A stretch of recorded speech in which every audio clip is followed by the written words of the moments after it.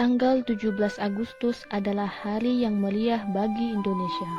Tepat pada tanggal tersebut 74 tahun yang lalu, Indonesia diproklamasikan sebagai bangsa merdeka. Tentunya Indonesia tidak serta-merta lepas dari berbagai tantangan yang mendatang.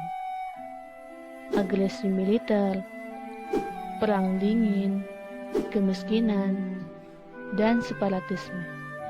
Namun di tengah derap ombak masalah, bangsa ini masih tetap hingga sekarang.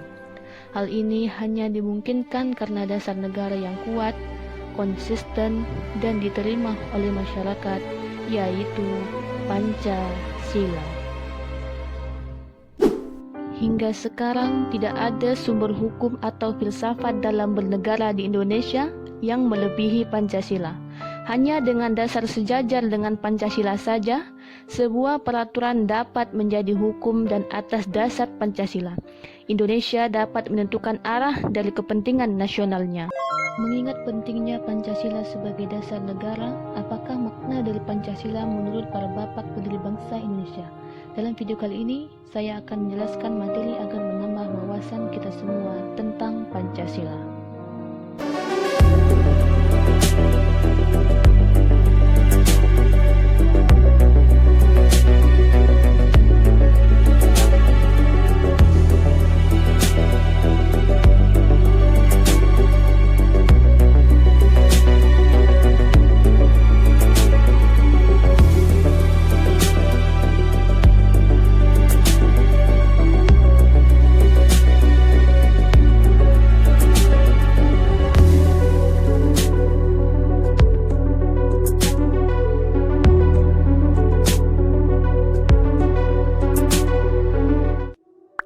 Kuatnya loyalitas masyarakat Indonesia terhadap Pancasila sebagai dasar negara membuat ideologi lain ataupun bahkan bentuk negara yang terpisah dari Indonesia kurang mendapat dukungan.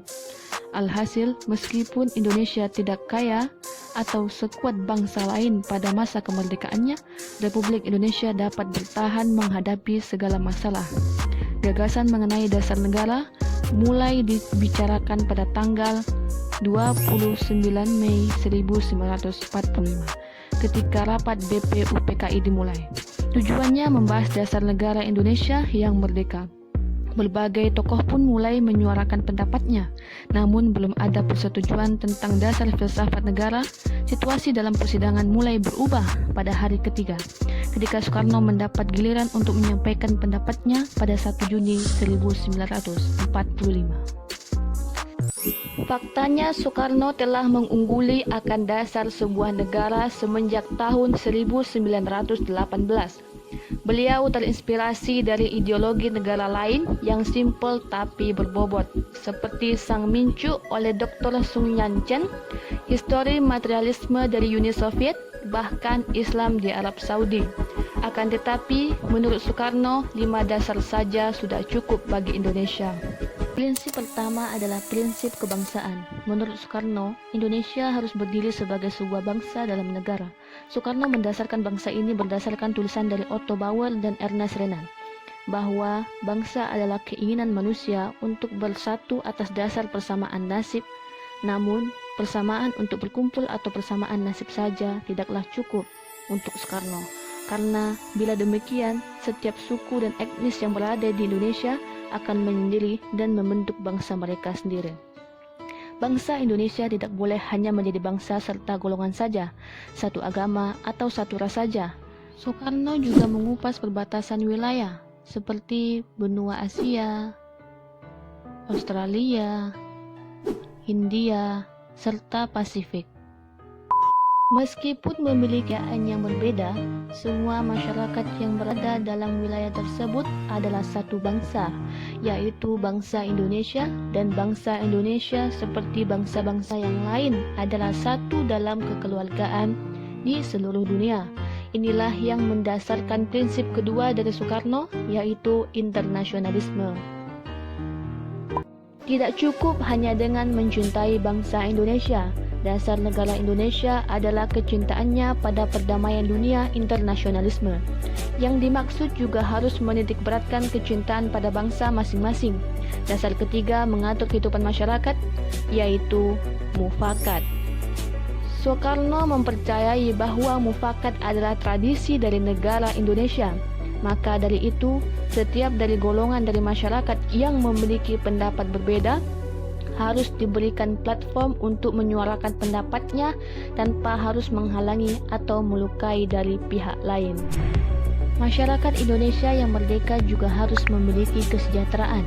Inilah prinsip keempat Soekarno, yakni keadilan sejahtera. Soekarno khawatir akan ketimpangan kekayaan yang merajalela akan membuat kemerdekaan Indonesia seolah-olah hanya menjadi kemerdekaan kelas masyarakat tertentu. Dan prinsip kelima adalah ketuhanan. Baik Islam, Kristen, Hindu, Buddha, hingga agama kepercayaan bangsa lain adalah bangsa yang selalu mengamalkan ajaran agama dan menyembah Tuhan.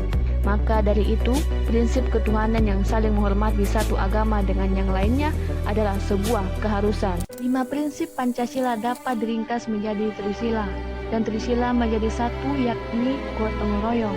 Konsep dari Soekarno pun diterima oleh BPUPKI. Pancasila juga pernah memiliki kontroversinya sendiri. Pada Piagam Jakarta, sila pertama yang mencantumkan kewajiban menegakkan syariat Islam bagi para pemeluknya dihapuskan. Awalnya sila itu adalah suatu bentuk kompromi bagi kaum nasionalisme religius pada 16 Juli 1945. Piagam Jakarta disahkan sebagai mukadimah Undang-Undang 1945.